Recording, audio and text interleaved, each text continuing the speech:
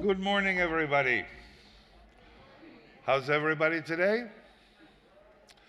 I've been asked by today's plenary speaker to do a little activity that she has thought of for us.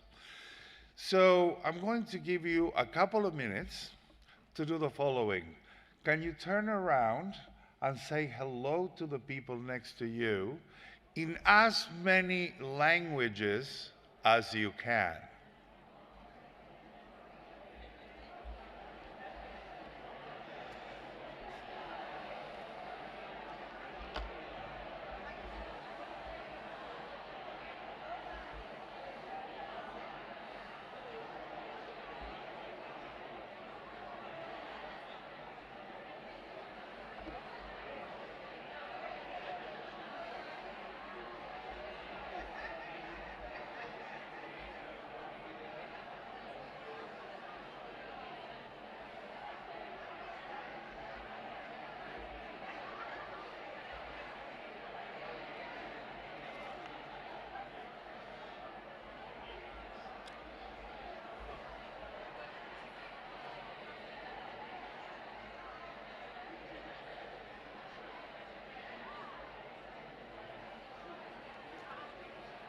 Thank you, everybody. Thank you. We've come to the third day of the conference. Today is going to be packed with activities as usual, right? And I would like to just direct your attention to a couple of events from one of our key sponsors, the British Council. They have a signature event today called The Future of English, Global Perspectives, and that will be taking place in Hall D at 5 o'clock in the afternoon. But also, please do make a point of stopping by and in stand 5, right at the entrance to the exhibit. Stop by, say hello, and learn about this exciting Future of English project. Now, if you are a full-time student, do we have full-time students here? Yeah, a few. So if you are a full-time student, or if you are in the first 5 years of your ELT career, now did you know that IATEFL offers special discounts on your membership? Did you know that? Tell your friends. Full-time students can receive a year's membership at discounted rate, and early career teachers receive 2 years for the price of one. Wonderful deal. If you need any more information on this, please visit the IATEFL stand during a break time or stop by the IATEFL registration desk. Speaking of which, we teachers are very absent-minded individuals. The lost and found is bursting at the seams. Please go and claim your lost objects. There is literally no more room at the inn.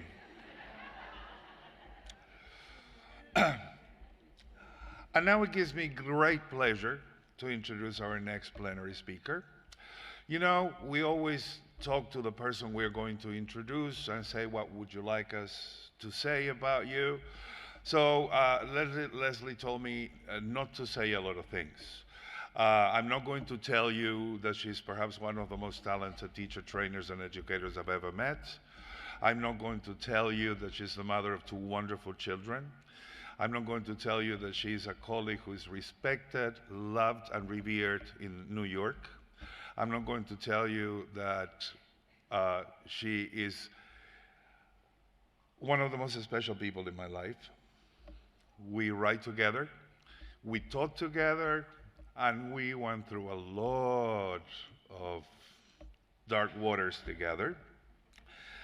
And when her name came up and she was selected to give a plenary, I said, I need to introduce, because Bethany has her Divya, I have my Lesley. Sorry, Bethany, I had to borrow it, right? And what more fitting title than Sharing Words and Worlds, ESOL Teachers as Allies, Advocates, and Activists. And if you will indulge me, give me 2 minutes for a little bit of biographical thing. In 2011, I was blessed with being hired at the new school in New York City to be the director of the Masters in TESOL program. I landed that job after a very excruciating interview where the people who were going to be working with me were the main decision makers. And I thought, that's such a cool thing. So they took me to lunch. And one of these people was Lesley, who in her very sweet and smiley face asked the most probing and tough questions. I immediately felt that we connected. And when I started working at the new school, I was amazed to see how this lady slowly but steadily and very easily started telling people, you know, we need to do a little bit of outreach. We need to pray as we preach. We are the new school, as a university founded by John Dewey, founded on the premise of social justice. And with these simple words, she founded an outreach program for immigrants and refugees in New York City that at a time served 500 immigrants and refugees a year. So I know Lesley's going to speak to us from reality, and I invite her to come to the stage and say how proud I am to be able to introduce her. Drop your glasses.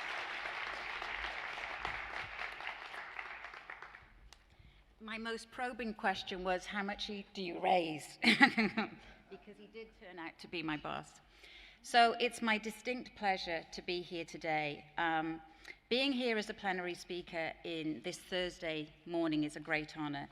I'm so happy to meet so many new friends, which is what I now count all of you. And I think Gabo knows that every time I meet people, I say, you're just my friend now. And I've got 2 more friends. I think this is one of the first times that the adult ESOL context has been a plenary topic, so I'm doubly honored. So to clarify, I work with immigrants, refugees, migrants, and people seeking asylum, both as a teacher trainer and a teacher, which I've been doing since 1997 in New York, mostly as a volunteer, mostly part-time. The area of this English language teaching is sidelined, and I'm not sure why, and that irritates me. For example, in a recent survey that I conducted, ESOL teachers complained about the lack of appropriate materials, piecemeal teacher training that is often not specific to the ESOL context, and also conditions can be tough. I haven't always, for example, had a whiteboard. Many teachers are volunteers or paid so poorly they may as well be. Funding is hard to find, Declan, right? In addition, the classroom itself is complex, as Phila de Schlecken said many years ago. Students have very often suffered great trauma, leaving their countries, and face multiple challenges in their new countries, including the very present and loud anti-immigrant rhetoric that is growing in momentum in the US and globally. In other words, the challenges that both students and teachers face reside not only in the classroom, but also reach far outside the classroom and relate to policy, politics, and public opinion. This means that ESOL teachers need to engage with the broader context which their students live and work. They need to understand the very complicated issues which surround migration, which include issues with integration, membership, identity formation, equity, belonging, and inclusion, all of which are deeply entrenched in the status of English as a dominant language and the legacy of colonialism. So today, what I'd like to do with you, if possible, is to explore the challenges that both ESOL teachers and students face, discuss my experience in the field, and then discuss how we prepare teachers. I hope that's okay. So first of all, let's situate what's happening. So let's look more closely at the context and have a few statistics. So according to the United Nations High Commissioner for Refugees, over the past couple of decades, there has been an unprecedented movement of people around the globe due to war, poverty, violence, climate change, and persecution. None of that, I think, is a surprise to any of us. An estimated 100 million people were forced to flee their countries in 2022, and the Pew Research Center recorded an estimated 1.5 million immigrants came to the United States that same year. As a response, the number of English language classes for this context has grown exponentially, not surprisingly because English language classes are considered to be vital to aid newcomers in their new countries. Indeed, low English proficiency is a significant predictor of post-migration stress in adults and heavily impacts a person's legal status in the new country. In addition, newcomers themselves see learning English as vital for establishing themselves in the United States, navigating their new homes, finding employment, and ultimately, and this is probably the most important thing, establishing a voice, being accepted and participating. Now, I know I keep mentioning the United States, but really what I'm speaking about pertains to, I would say, all of the country. So let's just have an idea then about immigration itself and the process of it, what actually happens to people. So if you just read that for a few moments.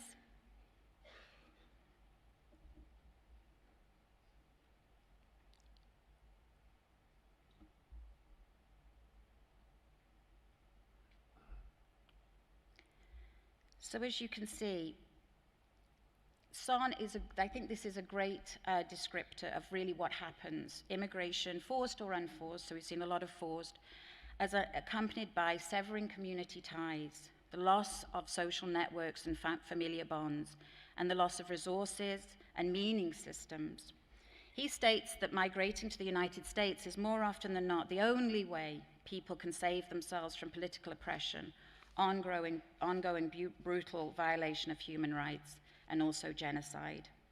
The immigrants have often experienced severe trauma and witnessed indescribable violence, and then they come to the US, which is a fast-paced society, as I'm sure all of you know, with very foreign customs and, of course, foreign language.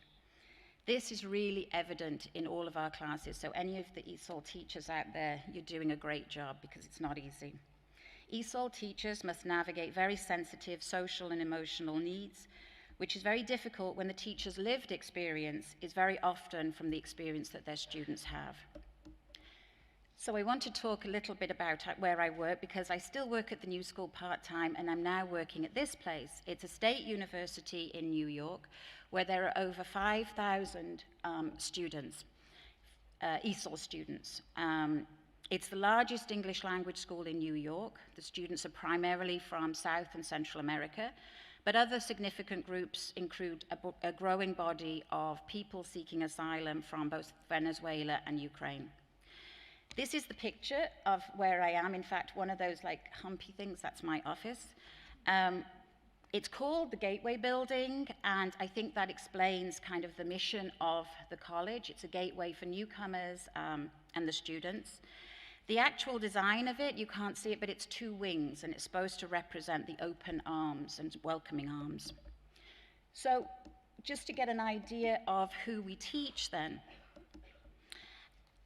immigrants, or the ESOL context often describes its students as diverse or super diverse, and that's because they have different cultural, educational, socioeconomic, and linguistic backgrounds. They may vary in terms of the level of literacy in their first languages.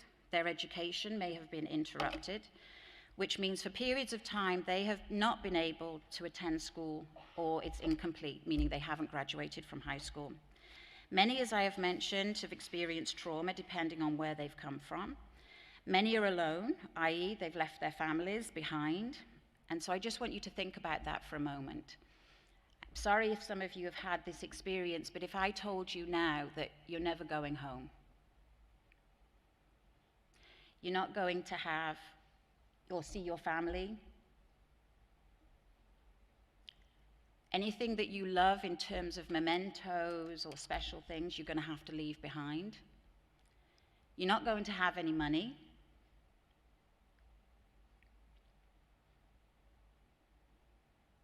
And you can't speak the language in the new place that you go to. I think this is really important to think about. So as you see, if you say that the linguistic needs of these students are very often quite low, right? That's usually not our biggest priority, because then there's this.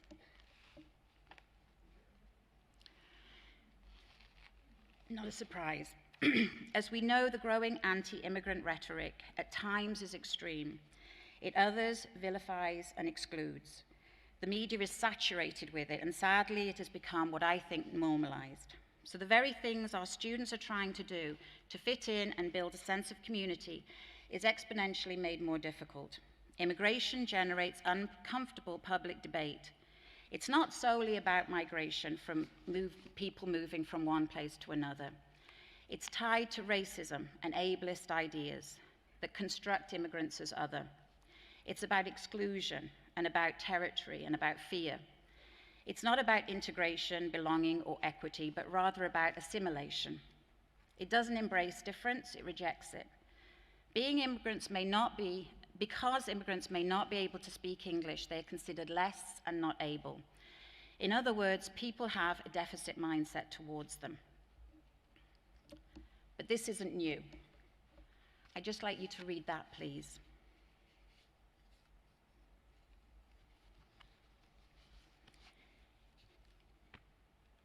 Any guesses who may have said that? Shout out, make me feel happy. I'm on my own here. Any ideas? Way too. Wait, yeah, the words are too long. Okay. Somebody said Truman, so you just have, so look at that. 1919, President Theodore Roosevelt said this. Now, the startling thing is that it could have been said this year, right? This is what cites language as a problem. The most important thing to do is to learn one language, which is why we did the activity earlier. I want to celebrate all languages. And that one language means national unity, security, and identity. Being Americanized is equated with learning English. Olson said that the actual act of learning English is seen to be a loyal and patriotic thing to do. So this ideology of the melting pot, which actually came before Roosevelt, it was before, way before him. But the idea is it's anti-multicultural, right? It wasn't about the fact that we all as different cultures got together. It was actually that we all got together and melted as one thing in one pot, right? Luckily, we're too smart to realize that's important. It's been going on for a long time. If you look at this cartoon, Riff Raff Immigrant, and then you can see it says danger to American ideas and institutions. So that this idea is that, you know, when we have people and we welcome them into our country, even though they are running from war, we need to other them. They're less than us. So what's developed is the trope of them and us. The seemingly straightforward task of being students, of being in a classroom with a goal to acquire a new language is weighted down with a social and political complexity that goes far beyond simply the matter of acquiring a second language. Learning English is at the center of a national debate over what it means to be a diverse society and to incorporate immigrants from around the world. ESOL teachers are in a very difficult position, I think, because I've said here, I mean, the eye of the storm. I think we are. I think going into a class is actually quite complicated. And one of the things that Divya mentioned yesterday was the idea of the pedagogy of oppression, right? Well, this is right here, right? Our classrooms, I think, are very political, and I think teaching English has become a very politicized act. So the pedagogy within an ESOL classroom does not mean simply focusing on linguistic objectives. So that's by Steyer and Fenner. She works with me also in New York.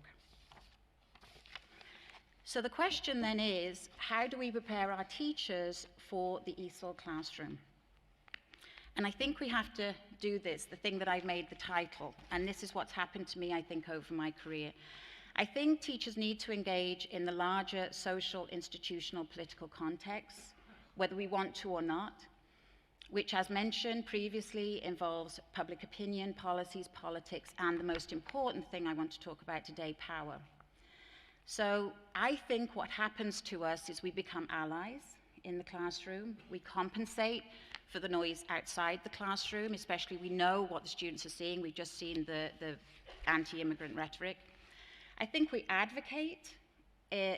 Maybe, I don't mean sort of like we sort of petition, I mean that we advocate in the classroom. When we're in the classroom, that's a space that we can control. So what they might be hearing outside is absolutely negated. And I think we become agents of change. I know 2 people that I'm looking at right now have done that. I hope I'm doing it, and I'll explain a little bit more about what I do with my job. So then, if that's the case, if it is a case of, well, what do we do with our teachers? What do they need to do? Then this actual plenary came from a course that I still run and still informs my teaching that was in the IATEFL called Sharing Words and Worlds. And what I looked at was what I thought, if these are the problems that ESOL teachers face, what do we do? What do we need to do to help them? And it's interesting because it is not about lesson planning. It's not about looking at grammar structures. It's slightly different because the CELTA isn't it in this context. So these are the areas. So connections, curriculum, positionality and power, belonging and membership, and aspirationally international mindedness, which is what I want to talk about at the end. So what I now want to do is go over these in a little more detail. So I'm just going to pop those there. So I don't know if you've read this book. It's called it's called Howard's End by E.M. Forster. And on the epigraph it says, "Only connect." Now in Divya's speech yesterday, again, one of the speakers said, the most important things teachers do is create community. And actually, I think that what that means is creating connections. It's a simple premise. If we make connections with our students, it's not only means empathy, but importantly, we obtain a deep awareness of the whole person, which critically for ESOL students is very important considering what they're hearing outside the classroom. Incidentally, this plenary was going to be called Invisible People. So many times I think immigrants are people that we don't want to see. And I'm saying we, but I mean other people don't want to see. But they're serving our food, they're babysitting our children, they're cleaning our schools. So this is a great book, and in it the premise is only connect, meaning develop human relations. They're the most important things that we do. Spend time with people, listen to them, listen to their stories. So we created something called Sharing Words. It's sessions in the teacher training program in which my trainee teachers developed questions that they would then go into a classroom and ask immigrants and sort of listen to their narrative. Now this actually came from the first time that I taught in New York. It was in 1997, so it's not very long ago. And it was late one evening and a man called Juan came in and we were doing entrance tests. And it was interesting because he seemed so friendly, he was so happy. We sat down, we started talking, and he said, well, I'm from Mexico. And I asked him, oh, why did you come? And he said, well, I was forced to come because I was getting involved in gang violence, and I don't want to be involved in gang violence. There was no other options. I couldn't get a job. So I said, oh, how did you get here? Stupidly thinking, I wonder if his flight price was the same as mine. No. He'd paid somebody to get him to the border. He had then walked 5 days across the border, got a train to Philadelphia, and then ended up in New York with me. But that's not the interesting thing, even though that's incredible. I was shocked. I'd lived in Asia and Europe prior to that. I'd only ever taught sort of for the International House and British Council, so I'd never even heard this kind of story before. I couldn't imagine anybody taking such a treacherous journey. And he actually said to me that he was one of the lucky ones, and luckily at the time I didn't ask him what that meant. Even though he spoke very little English, he asked me about my accent. Sorry, I've got to just have a drink. He obviously guessed that I had an English accent, and I told him, I said, oh, well, you know, I teach, I travel, I've been to different countries. And he stopped, and he looked at me, and he said, you wanted to come here? And I said, yeah, it's great. Isn't New York great? And he said, why would you leave a good country? Why would you leave your family? And I realized at that moment that he was as shocked by my story as I was by his. And at that moment, I realized what privilege was.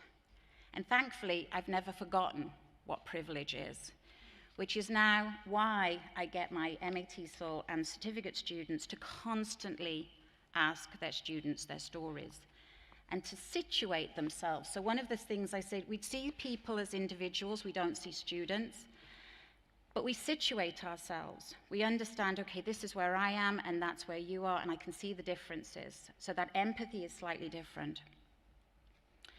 I also learned how important storytelling is. I think I just saw the person, but storytelling is incredibly important.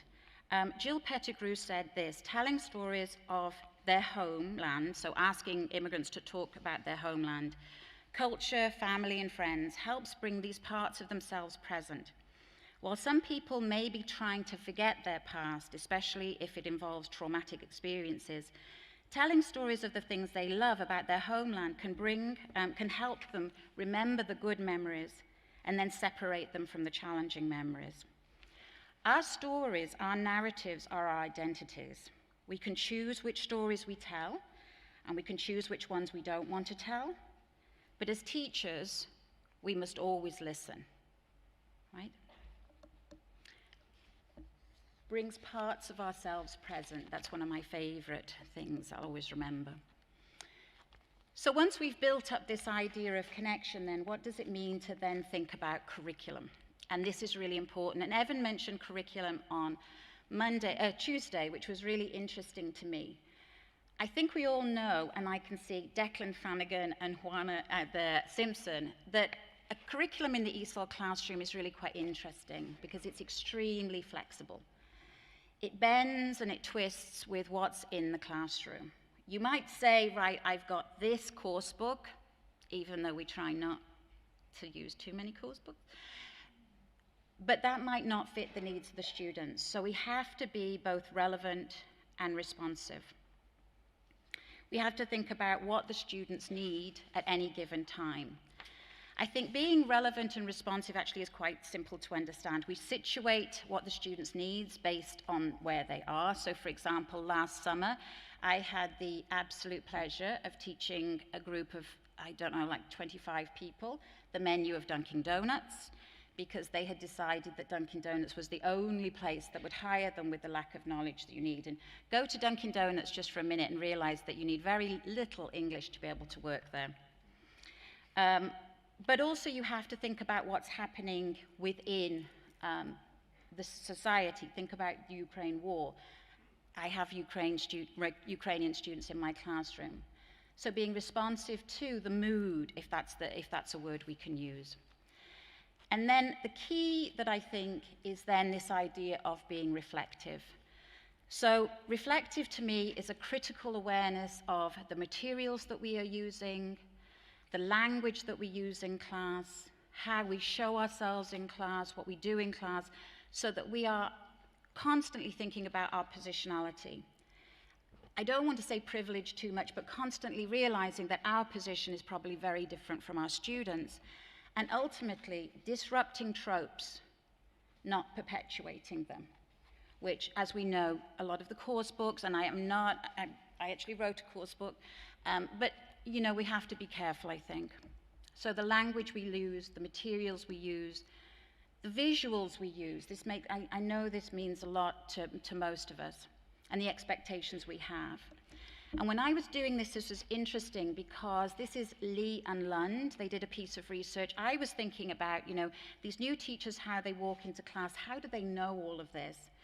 And they had said, if you can read it, during interviews prior to a pre-service teacher training course conducted in Canada with immigrant communities, Lund and Lee found that the trainees expressed belief orientations towards language as problem, with statements that indicated a belief that immigrants' limited English proficiency made them less Canadian. Therefore, they expressed the need for teachers in training to have a socio-political awareness. I think this is critical. And again, it's something that we do in Shared Words, Shared Worlds, because we're talking about power. Now, if you have not read Lisa Delpit, please do. The book, Educating Other People's Children, is a must. Now, this made so much sense to me. Issues of power are enacted in classrooms. These issues include the power of the teacher over the students, the power of the publishers of textbooks, and the power of developers of the curriculum to determine the view of the world presented, the power of the state enforced compulsory schooling, and the power of an individual or group to determine another's intelligence or normalcy. Makes a lot of sense, doesn't it?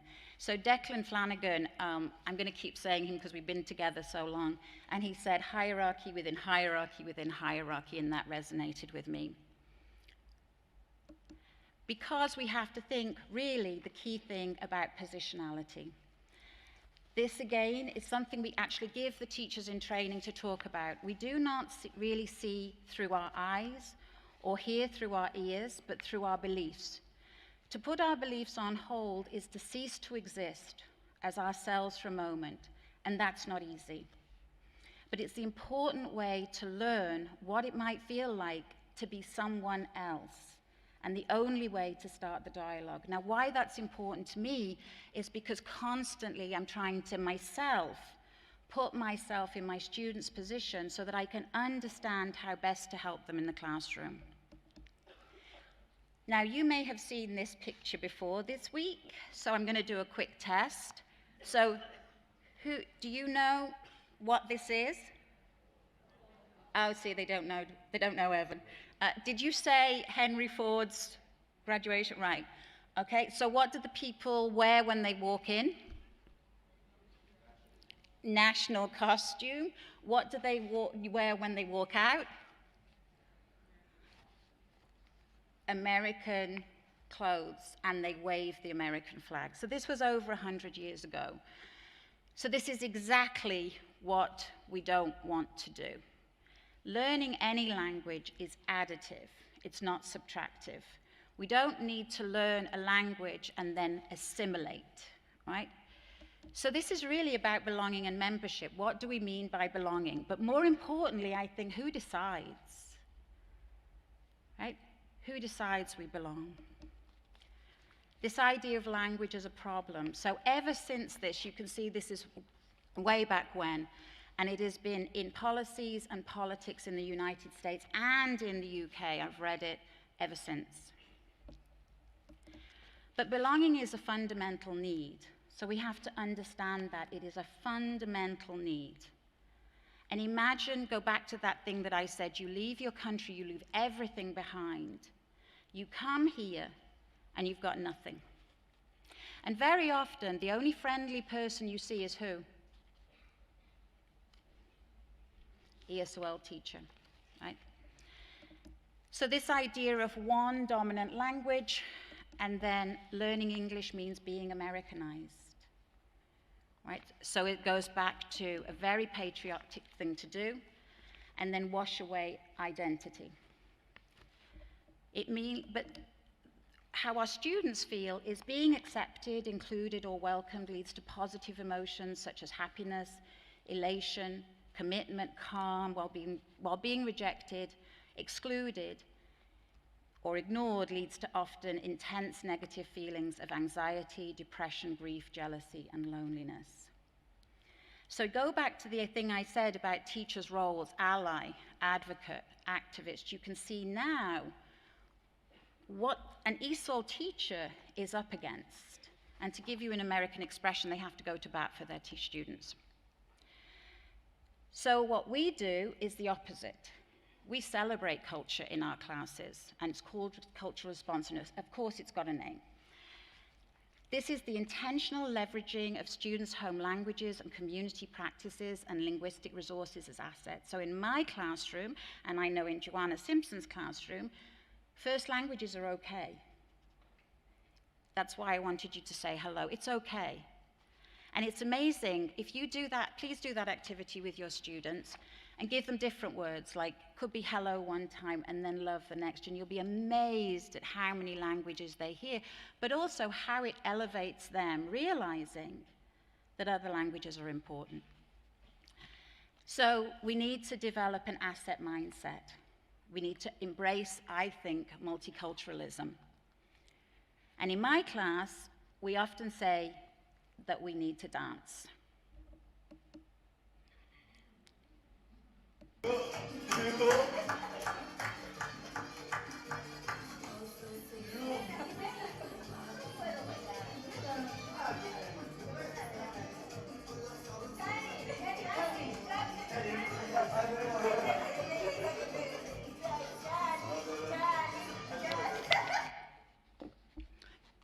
Just as I stopped it, yes, please give him a clap. Okay, so guess what my next activity is with you? No, just joking. Just joking. Now, I want to tell you something about that person. That's actually an artifact lesson. I'm sure many of you have done it, where you ask the students to bring something from their culture, to bring to class and share. We do like a show and tell. I see people nodding. It's a fabulous thing to do. Well, Carlos, this is Carlos, told me that he was going to dance because that was the thing he can do. Now, I want to say something about Carlos. He has been in America for 20 years. His story is the same. He had to walk across the border. He's in my beginner class, so I finished teaching him last week. Think about that. 20 years, beginner. So who's been welcoming to him? Right. So the reason that I get him to dance like this quite regularly is to elevate him, right?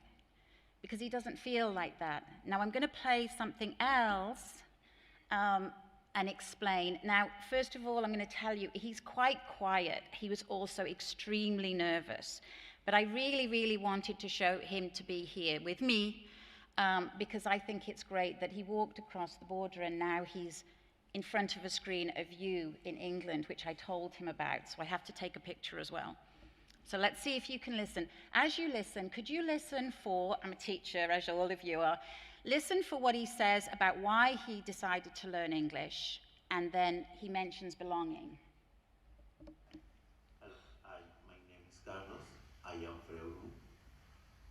In United States, 40 years live. So now the student was at the community college. So a little speak English, one more speaking Spanish. Now it's for me happy. And they depend the teacher depend this long student. My problem.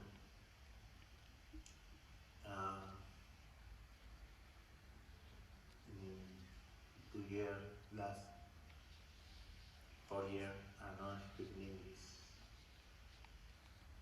I frustrado. I was frustrated. Frustrated. So the nuevo trabajo, The new job, ya difficult, very difficult. The new job was very difficult. more difficult.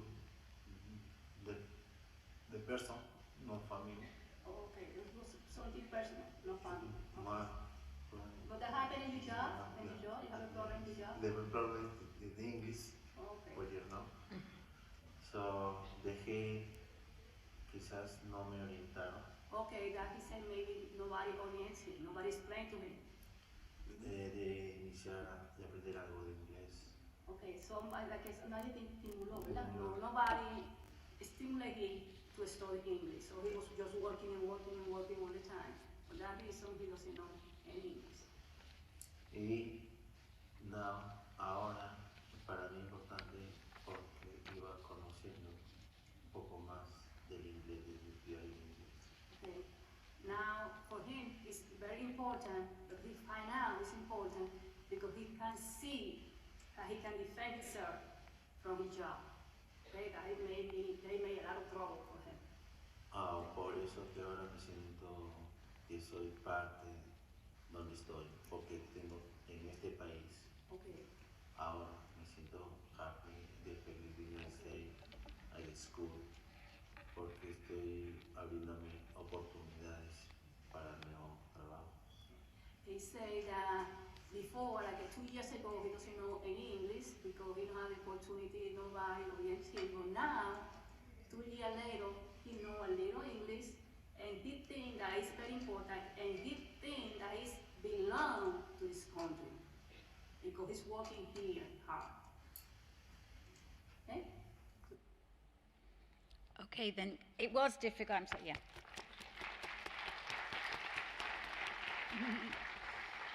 Thank you for clapping, I'll tell him. So you can see, just as a side note, how long do you think it takes for children to learn English when they go to New York as immigrants? 3 to 7. He's been here 20 years. Can you imagine?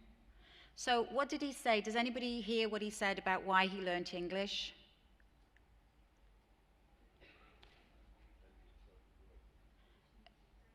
Right, a problem with his boss. He had a problem with his boss and he couldn't defend himself. So that was the final straw. Now, he's worked in New York for 20 years. He has been a food server for that length of time in about 3 different restaurants. His family are back home, so he doesn't see them. He's from Peru. And he's struggling. He's struggling to learn English. It's not the easiest thing. And one of the people in our showcase day, I said, you know, sometimes it's really difficult to estimate how difficult learning English really is, right? How difficult it really is. What about belonging? What did he say about that? Because he's worked hard. He said, well, I've worked hard here. Now, this is something that I hear all the time. So remember this idea of, so who belongs? Who gets to decide? Well, what if you've worked in a country for 20 years, worked hard? Don't you think then you belong? Right? I think he's right. I think he's right. Now, I mentioned activism. So the other person is somebody called Fabiola. She's helping translate for him. So she's been my teacher's assistant for the last 6 months, and she's going to continue doing, because her dream is to become an English language teacher. And this is where I'm working now to try and raise funds to stop having teachers like me, right, and have teachers like her. So that's the kind of activism I'm doing. She's in our class, and she helps translate quite a bit, and that's really helped him. He feels much more comfortable. So, international mindedness. This is ending really on a good note, because I don't know if you know, but in the International Baccalaureate, they've been doing this for a long time, teaching children to be internationally minded. And what that means is finding connections, not differences. Differences are not deficiencies. They understand that. And it's a view of the world in which people see themselves connected to the global community and assume a sense of responsibility towards its members. Wouldn't that be wonderful?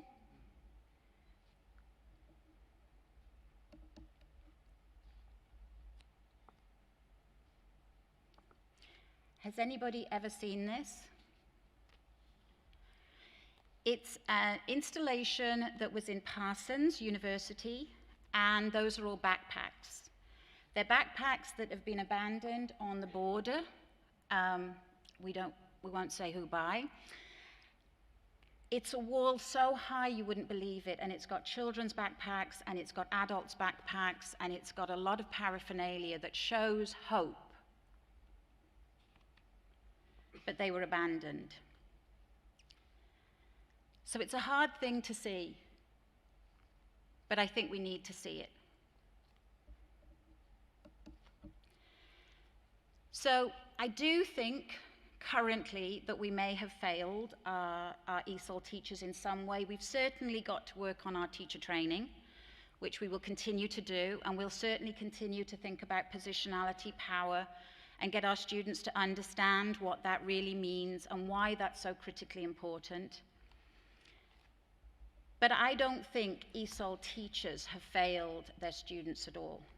I think ESOL teachers, you're going to make me cry, so be careful.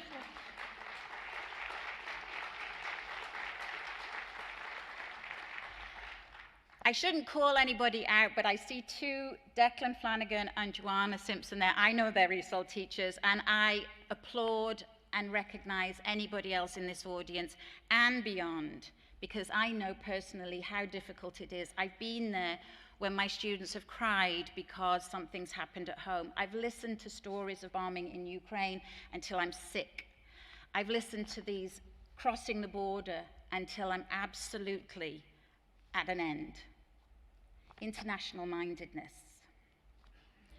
So I think we celebrate, we don't negate. We protect rather than reject. We do not see differences as deficiencies. We lift up and include. We see ourselves in our students. It could be us. Those backpacks are our backpacks. And I'd like to say thank you very much, everybody, for listening to me.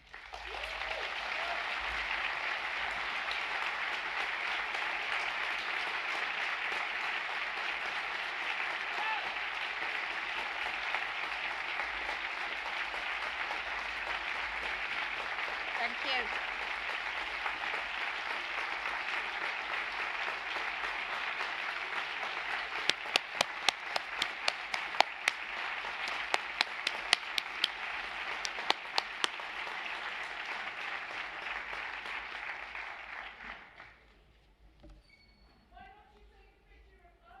Oh, please, really?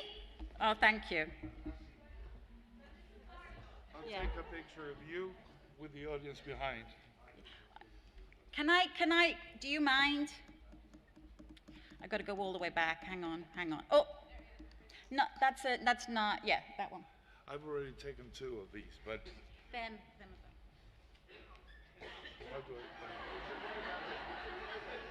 Wave at him, please. Thank you so much. That's lovely.